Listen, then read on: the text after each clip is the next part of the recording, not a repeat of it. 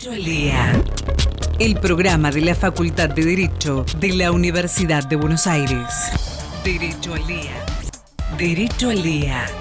Por Radio UBA. Buenas noches, estamos en Derecho al Día, el programa de la Facultad de Derecho.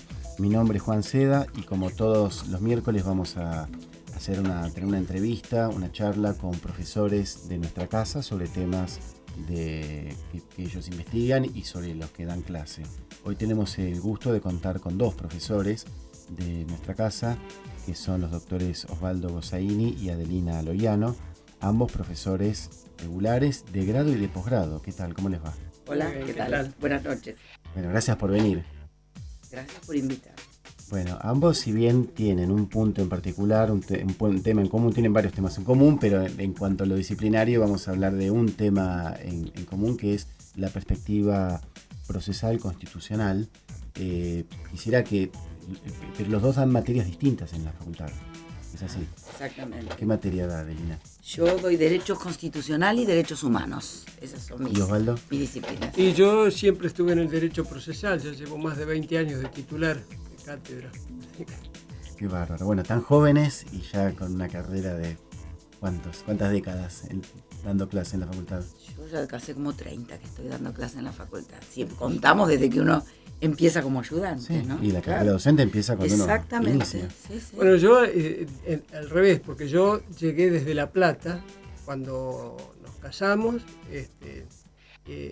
Isidoro Eisner, año 1987, me invitó a ingresar a la UBA y fui adjunto. Entré directamente como un per saltum, entré directamente como adjunto y bueno, y prácticamente a los años nomás ya se fueron las renovaciones de titulares. Faltaba una generación en el medio y por eso llegué a los 39 años de titular. Qué bárbaro. Bueno, ya anticipaste algo que estaba un poco en el misterio, pero bueno, está dicho y también es un gusto porque es realmente lindo y no tan llamativo porque hay varios casos de parejas de profesores. Pero nosotros tenemos algo que solamente se repite en una provincia argentina, que es que la relación entre el proceso y la Constitución se da en nuestro caso la Constitución y el proceso, ¿no? Y en Corrientes con Mario Midón y Gladys Estigarribia de Midón. Bueno, después les voy a preguntar porque me interesa también el vínculo también laboral y familiar, porque a veces mucha gente dice, bueno, pero qué difícil debe ser trabajar con alguien, o sea, vivir con alguien con el que comparto el trabajo, pero en el caso de ustedes no es que comparten la rutina diaria, pero sí comparten el tema de estudio. Así que eso debe ser también un tema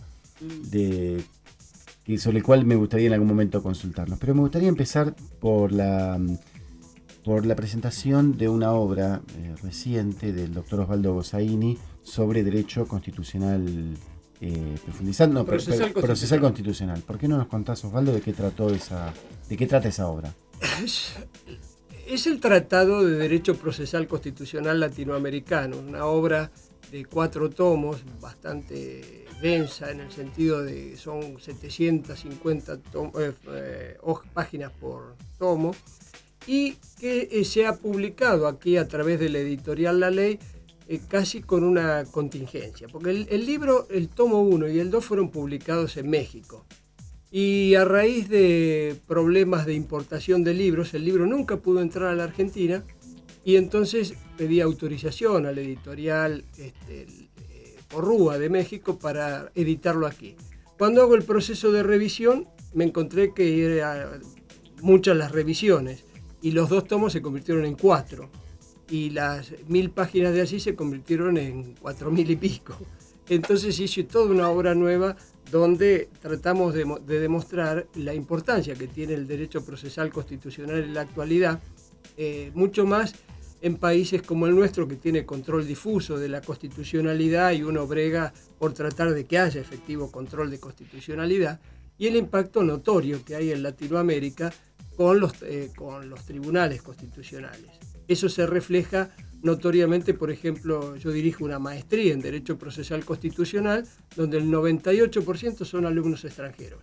Y alumnos extranjeros que vienen de 14 países latinoamericanos, algunos de África también, como Angola, y justamente se da por ese impacto que tiene el funcionamiento de las Cortes Constitucionales. Claro. Bueno, realmente felicitaciones por la obra, pero en esta introducción ya tiraste varios títulos que me gustaría ir desagregando porque realmente son muy interesantes. Por ejemplo, ¿qué es, y esto quizás para los dos, qué es el derecho procesal constitucional?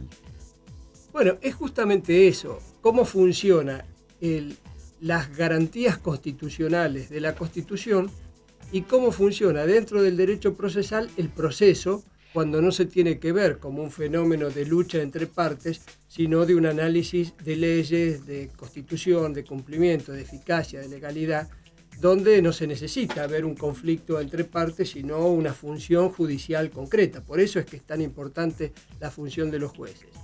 Y lo interesante de la ciencia es que se puede dividir en dos sectores.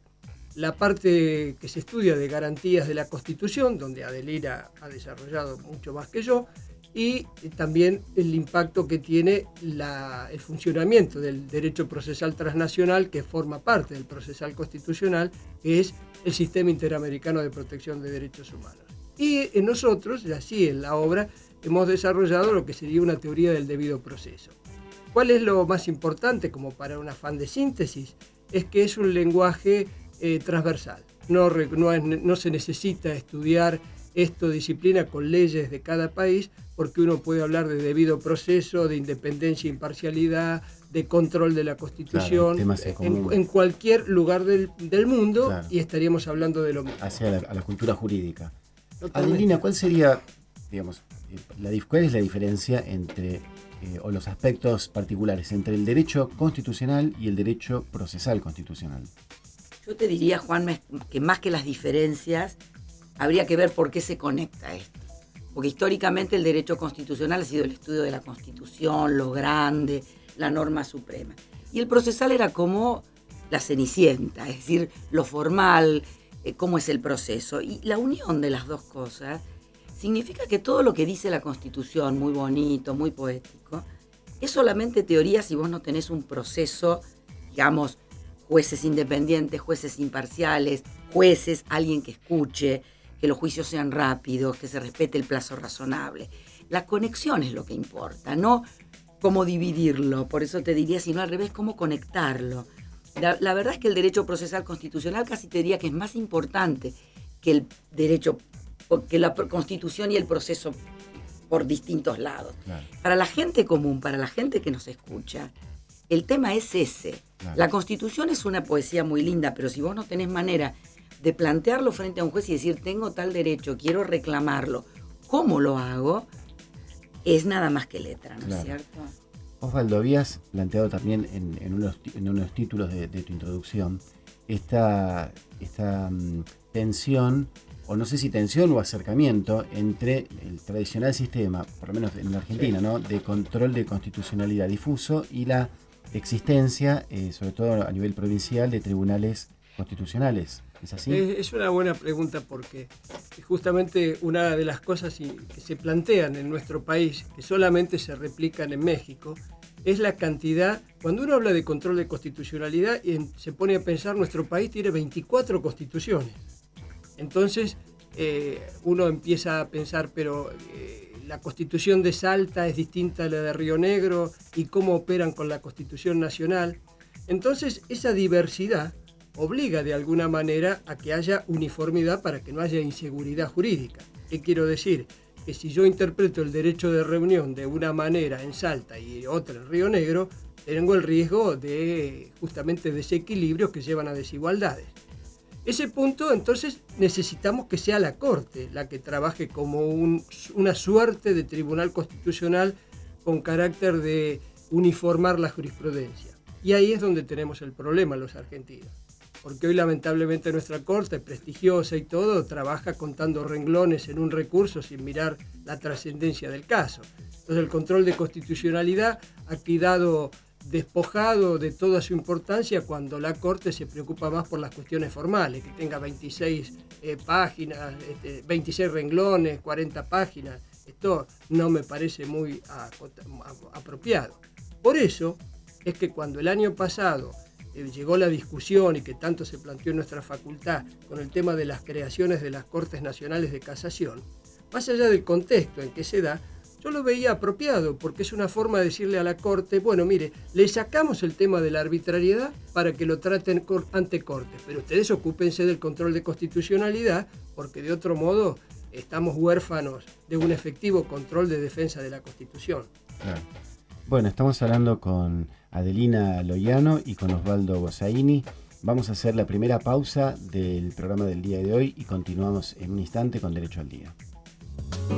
Continuamos con Derecho al Día, el programa de la Facultad de Derecho, con los doctores Osvaldo Gossaini y Adelina Loiano, profesores de Derecho Procesal Constitucional y también marido y mujer. Estábamos hablando, les quería hacer también arrancar el segundo bloque con otra pregunta vinculada también a esto. ¿Ustedes suelen escribir juntos artículos? No, la verdad es que en general Osvaldo escribe lo suyo porque él es procesalista y yo trabajo otra cosa. Pero a veces armamos algo juntos, lo que no significa dictar un renglón cada uno. Claro. Eso es un poco lo que te quería decir. Escribir con alguien es Pero difícil. Además eso es difícil, no en un matrimonio, entre dos socios también es difícil. Claro. Entonces de pronto, bueno, tiramos una idea y cada uno escribe su parte y ahí sí puede salir algo interesante porque hay perspectivas distintas. Claro. De hecho, estamos trabajando una investigación para la UBA sobre el tema justamente del sistema procesal de la Corte Interamericana de Derechos Humanos, un tema que le ha interesado a nuestra decana en particular porque es la primera vez que se tratarían los temas procesales del sistema interamericano. Claro. Volviendo un poco a las preguntas que habíamos planteado en el primer bloque, la Argentina forma parte de un sistema, como todos los países formamos parte de un sistema, ¿no? Americano también. Y tenemos una Corte Interamericana. ¿Cómo se vinculan los fallos de la Corte Interamericana de Derechos Humanos con las decisiones judiciales que toma la Argentina? ¿Termina funcionando como una cuarta instancia? ¿Todos los casos llegan a esa Corte Interamericana? ¿Qué tiene efectividad la Corte, los fallos de esa Corte? Mira, bien interesante lo que planteás desde las preguntas sucesivas. En realidad, todo lo que dice la Corte Interamericana, el efecto en los países americanos, depende de los países, no tanto de la Corte. La Corte dicta una sentencia, ordena hacer algo y ¿qué pasa o dispone? ¿Qué es lo que pasa? Entonces depende de cada país. Hablemos de la Argentina. La Argentina ha tenido una aceptación de la jurisprudencia de la Corte cada vez más creciente. Con una constitución que favorece eso, porque para nosotros, y esto también es importante para los que nos escuchan, los tratados de derechos humanos tienen el mismo valor, la misma jerarquía que la Constitución. De manera que, como decimos, en el menú para defender una cuestión, da lo mismo tomar la Constitución que tomar un tratado de derechos humanos. Y entonces, la que interpreta los tratados básicamente es la Corte Interamericana. O sea que lo que dice es una fuente de derecho para los jueces argentinos. Y cada vez más, y la Corte Argentina ha tomado esa jurisprudencia en una forma prácticamente de aplicación directa. O sea que aquí es muy difícil decir efecto relativo. Yo te diría, la propia Corte está incitando a que cada vez los jueces utilicen más eso, la Corte Argentina. Y la Corte Interamericana les dice a los jueces domésticos nacionales que tienen que aplicar la jurisprudencia de la Corte Interamericana. Entonces hay una mezcla en este momento que casi no nos permite decir esto sí y esto no. Eso no le quita, le pregunto un poco a los dos, ¿no? ¿No le quita a la Argentina un poco de soberanía en cuanto a decidir las normas que se aplican y cómo se interpretan esas normas? Muy buena pregunta. Porque vos sabés que esa es como una discusión básica en esto. En materia de derechos humanos, la soberanía de los estados prácticamente es como una palabra innombrable. Porque la soberanía significaría que cada estado firma un tratado y luego, puertas para adentro, hace lo que le parece. Entonces, en materia de derechos humanos es una palabra casi te diría descalificada. El acto de soberanía ha sido la firma de un tratado. Ahí el estado es soberano y si quiere firma, y si no quiere, hasta se puede retirar. Claro. Pero una vez que firmó, no tiene margen. Claro. El margen es, eso hay que aplicarlo en el derecho interno. Entonces, algunos te dicen, sí, hay como una cesión de la soberanía, claro, y otros te diríamos, para nada. fue un acto voluntario del Estado, ahora estamos en la fiesta, Claro. hay que disfrutarla. Y voy yendo entonces ahora a la anterior intervención de Osvaldo en el primer bloque. ¿Cómo jugaría, Osvaldo, esto con las soberanías, no sé si soberanía, pero Sí, con las entiendo. autonomías provinciales? Lo que pasa es que también acá hay un auténtico desafío de funcionamiento. Y el desafío es justamente cómo trabaja nuestro sistema jurídico. Adelina les dice, la Corte Interamericana dice, mi jurisprudencia es obligatoria porque yo interpreto el Pacto de San José de Costa Rica. Y si digo que no corresponde la pena de muerte, ningún país debiera tener pena de muerte. Sin embargo, Estados Unidos, que no está en el pacto, ha tenido penas de muerte y otros países latinoamericanos también lo tienen. ¿Qué quiere decir con esto? Mirá el fenómeno que tiene nuestro impacto en Argentina. Argentina, los fallos de la Corte Suprema de Justicia no son obligatorios. Por más que la Corte diga y quiera, no son obligatorios porque los fallos se dictan para el caso concreto y ni siquiera puede decretar una inconstitucionalidad general, sino en la inaplicabilidad de la ley. Sin embargo, recientemente la propia Corte Suprema reconoce que las recomendaciones de la Comisión Interamericana, caso Carranza-Latrubese, dice son obligatorias. Y ya venía reconociendo por jurisprudencia anterior que los fallos de la Corte eran obligatorios. Con lo cual se produce para el juez común, el juez de paz, el funcionario de mínima jerarquía, un dilema. Es obligatorio lo que le dicen de un tribunal supranacional, como es la Corte Interamericana, y no es obligatorio lo que le dice la Corte Suprema de Justicia de la Nación. Entonces, ese desafío es un poco el test que nosotros tratamos de empalmar desde el estudio del proceso y la Constitución. A veces algunos países reniegan de esa influencia. Por ejemplo, Venezuela no le gusta lo que les dice la Corte, rechaza y se ha salido del sistema. Otros que también hicieron lo mismo volvieron, como el caso de Perú. Y Argentina, digamos que está en este desafío de tener 24 jurisdicciones, una interpretación que puede ser en cada lugar diferente, con la idea de que en el sistema interamericano Argentina es una sola. No son 24 jurisdicciones, Argentina es una sola. Por eso, y termino con esta interpretación, en materia probatoria hay un derecho a la verdad. Entonces ningún juez puede escudarse en aquella tónica que decir, como yo juzgo no investigo. La Corte Interamericana nos ha condenado ya por decir no, ningún juez puede ocultar el derecho a investigar qué pasó, a saber qué pasó. Si lo hace, el Estado es responsable. Claro, el Estado Nacional. El Estado finalmente, Nacional pero es ¿cuáles son las responsable. herramientas que tendría entonces el Estado Nacional para decirle a esa jurisdicción que adecue su legislación o su jurisprudencia o el fallo, un fallo en particular? Aparte está el tema de la división de poderes. Claro. O sea, Y pero del yo no- federalismo, Y el federalismo. porque nuestro federalismo, no te olvides, que nos dice que cada provincia es absoluta, es decir, es previa a la nación. Claro. Entonces claro. hay muchas cuestiones en las que el Estado no le puede decir a una provincia haga o deje de hacer. Claro. Bueno, vamos a dejar abierto este interrogante para continuar después en la segunda parte del programa. Ahora pasamos a una pausa con informativo y seguimos en Derecho al Día. 87.9 87.9. Derecho al Día por Radio UBA.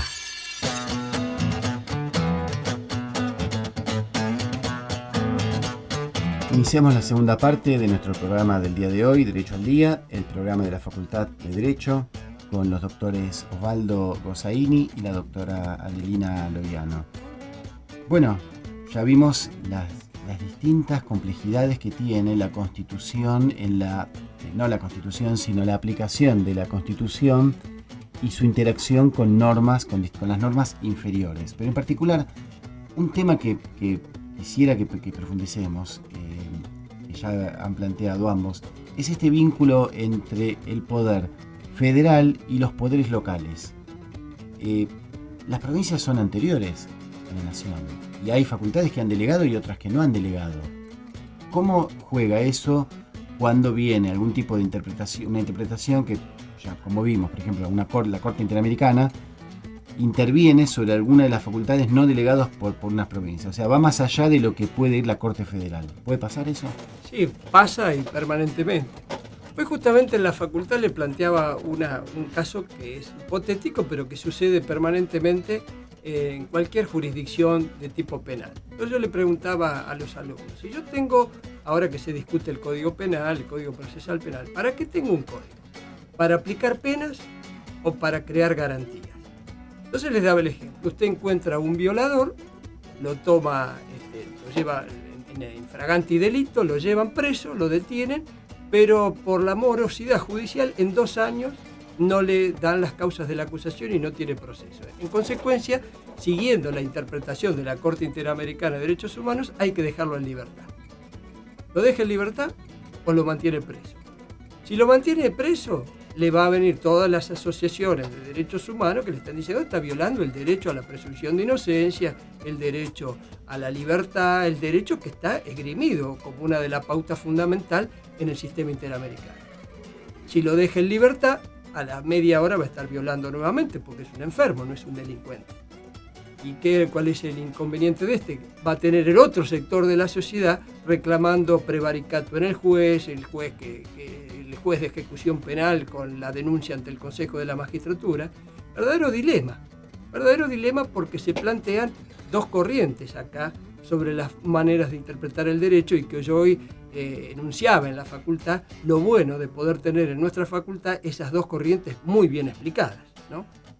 De esa manera, en el campo del derecho procesal nosotros nos pasa algo similar. Ya no solo en el proceso penal, sino también en el proceso civil y en todos los procesos.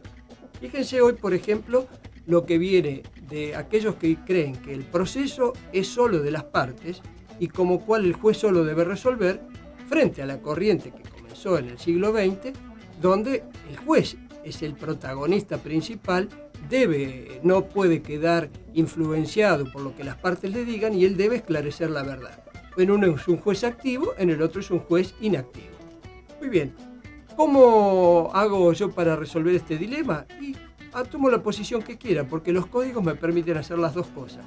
Nunca en nuestro país ha habido una reforma procesal en serio. Siempre ha habido retoques.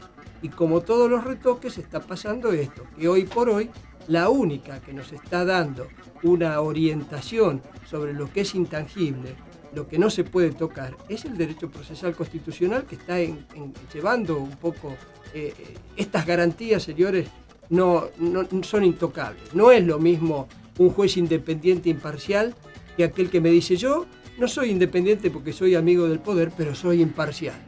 No, esto no es así. Continuando un poco con esta lógica, ¿no? de los códigos de fondo y los códigos procesales. Adelina, ¿cómo los códigos de fondo están respetando el espacio de las provincias en cuanto a los procedimientos o están avanzando, por ejemplo, los proyectos de Código Civil y Comercial o la idea de Código Penal? La idea, porque tampoco conocemos todavía, pero ¿hay avances sobre el procedimiento? ¿Debe haber avances sobre el procedimiento? ¿Debe mantenerse aquella idea de que los códigos de fondo corresponden a la nación y el procedimiento a las provincias? Mira, en este tema, como en muchos, hay que distinguir si están bien o se podrían mejorar las cosas, pero cómo están y cómo no se pueden cambiar, mientras no cambie la Constitución. Es decir, mientras no cambie la Constitución, el tema procesal es un tema provincial. Y todo avance que haga una ley nacional sobre los temas procesales, y llamamos procesales a cómo se hace un juicio, cuánto dura, cuántos testigos, frente a qué juez, cuál es el juez competente, eso es un tema reservado de las provincias y es intocable. Para darte un ejemplo, la ley de quiebras, que es una ley procesal, desde el punto de vista constitucional hay que mirarla con cuidado, porque invade un ámbito que era de las provincias. Bueno, pasó como quien dice. Ahora, los códigos de fondo son códigos federales. Nosotros no podemos pensar con esta Constitución que el Código Civil o el Código Penal puedan ser modificados por las provincias. Y eso, es decir, la Constitución es una regla intocable. Mientras no se cambie la Constitución, eso no puede ser. Y sí es cierto que hay invasión y que de pronto el derecho provincial trata, pero ahí se presentan los problemas de constitucionalidad. Claro, por este vínculo que hablaba Osvaldo, de que bueno, cada vez Total. Lo procesal, finalmente uno puede tener una norma muy linda, como decía Claro, Adelina, una pero poesía. permitime una Claro. introducción. El tema acá se lo ve, por ejemplo, en debido proceso. El debido proceso lo orienta la Corte Interamericana. Antes solamente podía ir al proceso el que pedía, y hoy se habla del acceso a la justicia. Hoy no solo es el que tiene derecho, sino hoy es el que tiene interés. Esto se ve en el discurso de inauguración del año judicial de Lorenzetti, dijo: señores, el derecho ambiental es un tema protagónico. Quiere decir que en el derecho ambiental evidentemente no se van a analizar las cuestiones de legitimación. Si alguien denuncia que una chimenea contamina, no le van a mirar si es vecino, si es afectado, sino van a analizar si la chimenea está o no contaminando. Ahí tienen un ejemplo. Otra cosa que está cambiando es esto de la etapa probatoria. La etapa probatoria ya no puede ser un juego de simulaciones de cada parte. Hay un derecho a la verdad, un derecho a saber qué pasó. Si no, digamos que el proceso es una ficción, es un teatro donde anidan reflexiones de cada parte, todas interesadas, ninguna dice la verdad y el juez se deja engañar. Esto no, a la gente no lo puede entender. Y nosotros, los abogados, tenemos que tener un lenguaje más cercano a la gente. Y en eso es obligatorio que el cliente, el afectado, la persona que tiene un proceso, sepa lo que pasó y no que después le tengamos que contar. En la práctica hemos charlado muchas veces este tema de que hay que tener un lenguaje que la gente entienda y no un lenguaje jurídico para entendernos entre nosotros.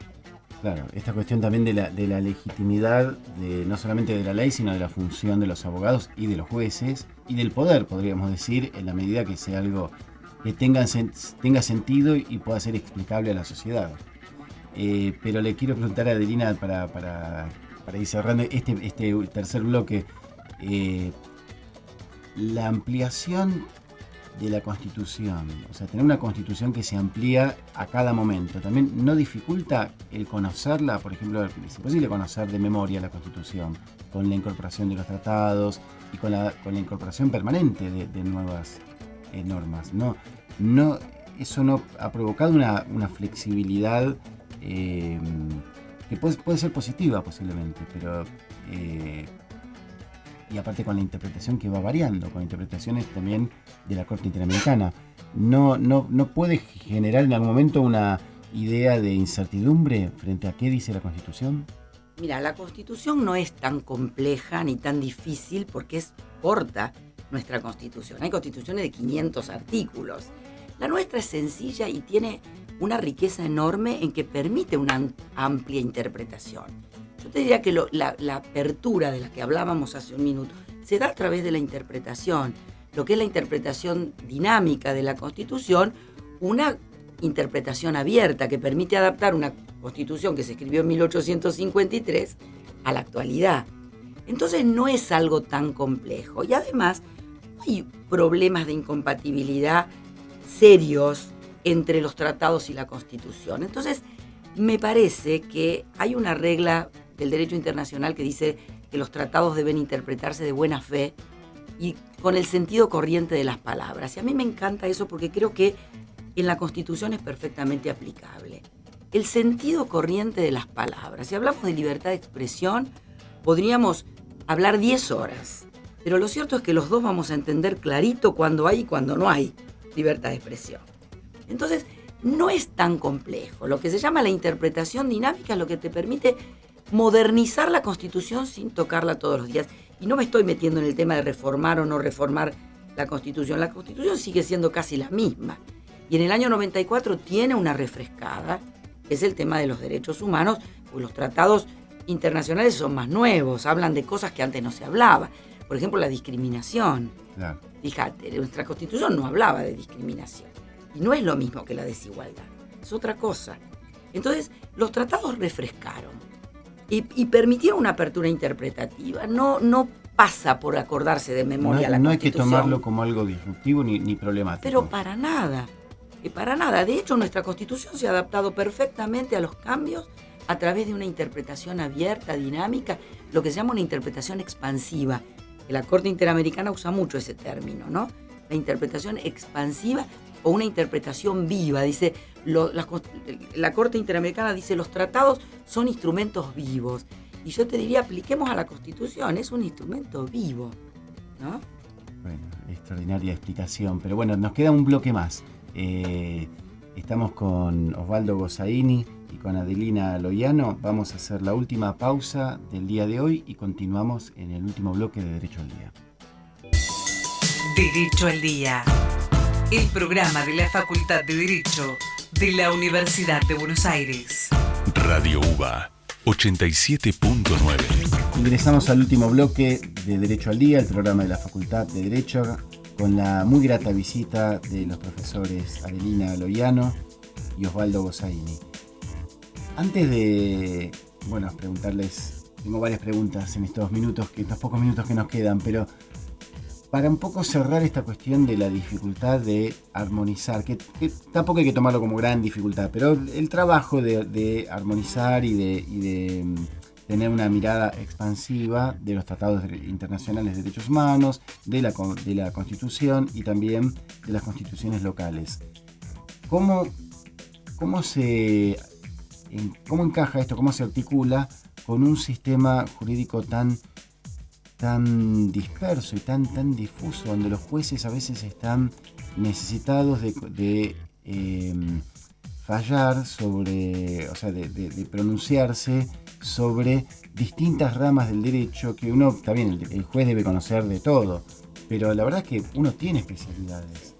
Sí, es cierto, hoy en día cada vez se tiende más hacia la especialización, pero de todas maneras yo creo que la diversidad que tiene Argentina, de tener tantas provincias, con tantos superiores tribunales, con muchas constituciones, muchos códigos, tampoco ha sido una catástrofe tal que genere desigualdades, desequilibrios.